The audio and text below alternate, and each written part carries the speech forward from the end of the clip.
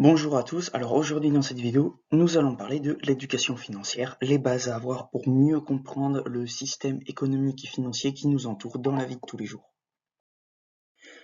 Donc dans cette vidéo, on verra les bases à connaître par cœur et à bien maîtriser, les techniques pour gérer son budget, et il en existe différentes et il y en a qui ne savent pas gérer un budget. Ensuite, les premières distinctions entre certains types d'économies et comment les gérer, donc des définitions. Une règle à ne jamais bafouer, c'est une règle sacrée que tout investisseur se doit de connaître. Ensuite, il faut définir ses objectifs avec une liste, etc., bien précisément. Différencier ses comptes, donc j'expliquerai comment le faire. La pensée du bon investisseur, qu'est-ce que c'est, comment la réaliser, et diversifier son épargne. Donc pour commencer la base, en fait, qu'est-ce que c'est? Eh bien alors, tout d'abord, je vais vous expliquer les deux termes. Donc tout d'abord, le terme de recette. Et une recette, ça va être une source de revenus qui va être fixe ou ponctuelle et qui va vous revenir. Soit tous les mois, tous les jours, toutes les semaines, tous les ans, peu importe. C'est une somme d'argent que vous gagnez. Ensuite, les dépenses. Donc c'est une somme d'argent que vous dépensez, d'où son nom. Et donc il faudra dire à peu près combien, il faudra le planifier, combien vous avez de dépenses par jour, par mois, par trimestre, par année. Est-ce que ce sont des dépenses fixes ou ponctuelles, comme un abonnement sport, ou alors un abonnement 4G forfait mobile, ça c'est fixe. Et bien sûr, une fois que vous aurez fixé votre pourcentage et votre valeur de dépenses annuelles, etc., il faudra un peu la marger, donc augmenter de 5 à 10%, au cas où s'il y a une inflation sur les valeurs et que vous ne soyez pas surpris si ça augmente, que vous ayez bien tout prévu. Bien, maintenant, comment diminuer ces dépenses? Comment réduire en fait leur valeur? Eh bien, tout d'abord, diminuer les superflus, c'est-à-dire ce qui n'est non essentiel en dépenses, vous les supprimez, ou vous les diminuez en tout cas. Les jeux de hasard, surtout ne jouez pas au hasard. C'est un jeu qui va vous bouffer votre argent, et ce sera une perte de temps et une perte d'argent. Vous n'en tirez aucun bénéfice. Ensuite, enlevez les courses non vitales, donc c'est-à-dire que les choses que vous voulez, je vais vous donner une stratégie. Vous y pensez, ok, et 2-3 jours après, vous regardez si vous en avez toujours besoin, ou même une semaine après, vous regardez si vous en avez toujours besoin. Si vous en avez toujours besoin, vous pouvez le prendre. Si vous en avez pas besoin, tant mieux vous ne l'avez pas pris. Ensuite, plutôt favoriser les lunchbox au restaurant, donc ça c'est pour ceux qui sont en train de travailler, mais comme nous, c'est pour ceux qui sont en train de travailler, donc ceux qui sont déjà dans des entreprises, plutôt favoriser emmener son repas directement à l'entreprise plutôt qu'aller au restaurant tous les midis. Ensuite, rester attentif à l'eau et à l'électricité, donc ne pas trop dépenser d'électricité et d'eau. Donc ça me paraît un classique. Acheter vraiment le nécessaire, donc ce qui est toutes les principales choses nécessaires à notre survie. Il y a l'eau, la nourriture, et le superflu, on le diminue. Et du coup, tout ça, ça va permettre de réduire nos dépenses. Technique pour gérer son budget, alors il y en a plusieurs. Tout d'abord, il y a le cahier de compte Excel, donc vous créez un compte avec les mois, les années, boum, dépenses, etc. Et ça vous permet de vite pouvoir faire le compte et de bien le comprendre vite. Les paiements liquides à favoriser, c'est-à-dire que vous vous rendez réellement compte en fait de combien ça coûte, vous avez l'argent dans les mains, il est palpable, etc. Et donc vous allez pouvoir vraiment vous rendre compte de ce que vous dépensez en fait. Puis calculer en fait les dépenses fixes mensuelles, donc vous prévoyez, imaginons les courses, l'essence, etc., que vous retirez en fait de votre salaire directement, de votre salaire après impôt et après tout le truc, vous le retirez et du coup comme ça, vous savez ce qui vous reste, en n'oubliant pas de les marger de 5 à 10%. Donc les premières distinctions entre le bénéfice, le chiffre d'affaires et la trésorerie. Donc tout d'abord le bénéfice, ça va être ce qui va rester après avoir enlevé les taxes, enlever les matières premières qu'on a dépensées, etc. Le bénéfice net, c'est le plus important. Donc vous allez avoir le bénéfice brut, donc ce qui vous reste à la fin après avoir, c'est pas moi, dans une entreprise, après avoir payé les matières premières, après avoir payé les salariés, il vous reste les taxes à payer et les impôts. Une fois que vous aurez enlevé les impôts, ce sera le bénéfice net. Ensuite, vous avez le chiffre d'affaires. Donc, le chiffre d'affaires, ça va être le total, donc qui comprend le bénéfice. Donc, c'est hors taxe. C'est le total de l'argent que l'entreprise aura gagné en faisant telle vente, sans ayant payé les matières premières, l'électricité, les choses comme ça. Donc ça, c'est avant le bénéfice. Et maintenant, la trésorerie, donc c'est après le bénéfice. Donc c'est la part qui reste après l'enlèvement du salaire. Donc ça pourrait être quelque chose qui pourrait être réenfloué dans l'entreprise, réinjecté dans l'entreprise pour justement comme un investissement en fait, permettre d'améliorer l'entreprise, le matériel, etc. Ou alors, de cette trésorerie, vous pouvez enlever les dépenses de l'année d'après que vous avez déjà prévues avec une marge, et donc comme ça vous seriez tranquille l'année d'après. Bien, alors maintenant nous allons parler justement de la règle à ne jamais bafouer qu'il faudra absolument connaître. Donc c'est la règle des 20-30-50. 20% de son salaire net après impôt, on l'épargne ou on investit. 30% de ce salaire, c'est pour les envies, donc les sorties, les loisirs, les vacances, le shopping, les désirs en fait. Et 50%, c'est les besoins. Donc ça va être les loyers, les impôts, l'alimentaire, l'assurance, le transport, tout ce qui est nécessaire. 50% les besoins, ce qui est nécessaire. 30% les envies superficielles. 20% l'épargne, l'investissement.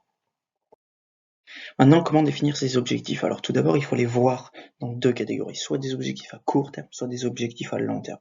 Les courts termes, ce sont des objectifs que l'on voit à moins de 5 ans. Donc, par exemple, sur un investissement, on investit en dessous de moins de 5 ans. Ça va être beaucoup d'investissements personnels et on aura moins de choses en retour. Cet objectif va demander beaucoup de compétences, c'est pour ça que ça demande un énorme investissement personnel qui va rapporter peu.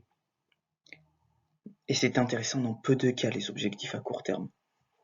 Maintenant, dans les objectifs à long terme, c'est entre 5, 10 ans et plus. Est-ce que ce sont des objectifs assez importants pour vous? Et souvent, ce sont les objectifs les plus puissants, ceux qui vous donnent le plus de boost, d'objectifs en fait, de buts. Souvent, ça répond à un besoin fondamental.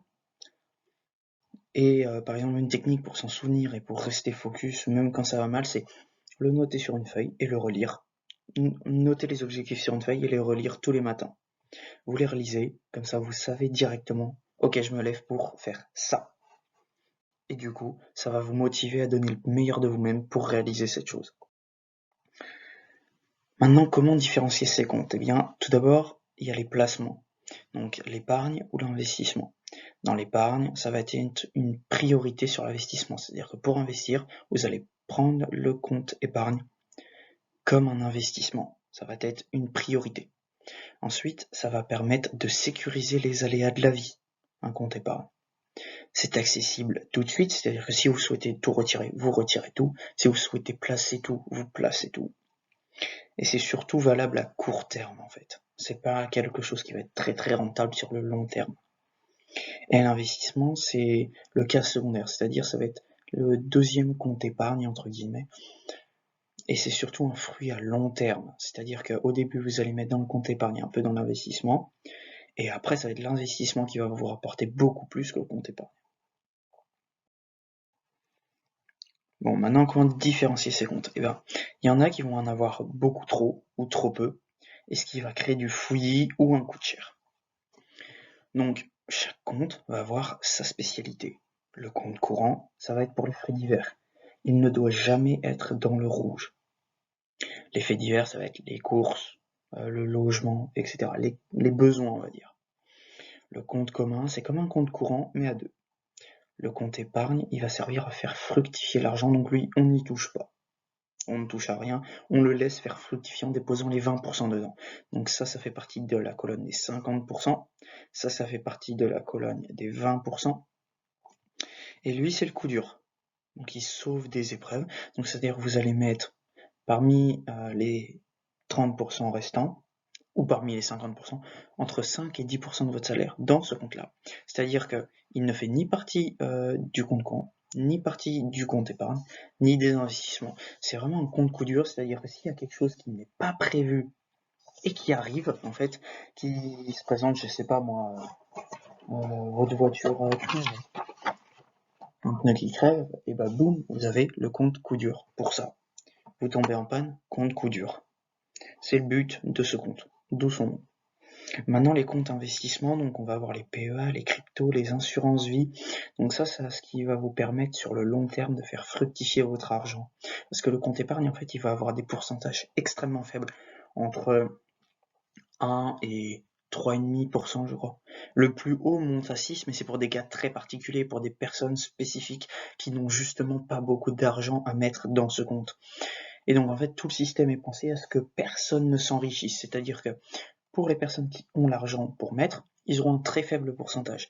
Pour les personnes qui n'ont pas cet argent à mettre, ils auront un très haut pourcentage. Et une fois qu'ils ont cet argent, ils passent sur le plus faible pourcentage. Tout est fait pour que vous gagnez très peu d'argent et que vous ne puissiez pas vous enrichir. Maintenant, comment budgétiser tout ça? Alors, en fait, il ne s'agit pas de faire ses comptes budgétisés. Budgétiser, ça va être de prévoir ses dépenses, les évaluer, les tenir en note. Ça.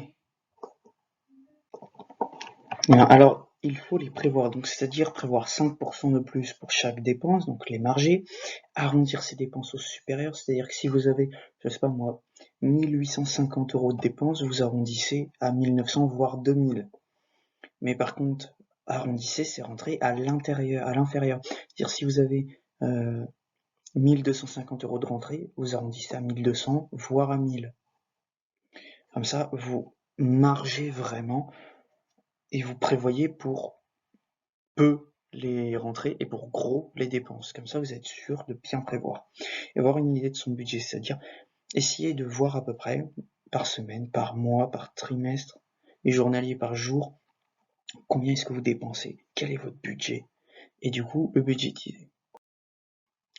La pensée du bon investisseur, qu'est-ce que c'est? Alors les bases pour doper ses finances. Donc tout d'abord, les passifs, c'est des phrases en fait. Les passifs enlèvent l'argent de tes poches. Les actifs, mets l'argent dans vos poches. Voilà. Je vous laisse avec ces deux phrases. Les actifs sont à diversifier au maximum. Et oui. Comment diversifier si on épargne? Eh ben, ne pas tout épargner sur un compte courant. Épargner sur un PEA, sur des assurances, sur des investissements boursiers, immobiliers, crypto, sur un compte épargne aussi, mais diversifier tout ça. Vraiment, il faut diversifier au maximum pour augmenter les rendements. Eh bien, alors merci à vous d'avoir regardé Zero. J'espère que ça vous a aidé à apprendre quelques bases sur le monde de la finance et sur le monde de l'économie. Si vous avez des questions, n'hésitez pas à me contacter par mail ou sur mon Instagram. Et je vous dis à très vite pour la prochaine vidéo.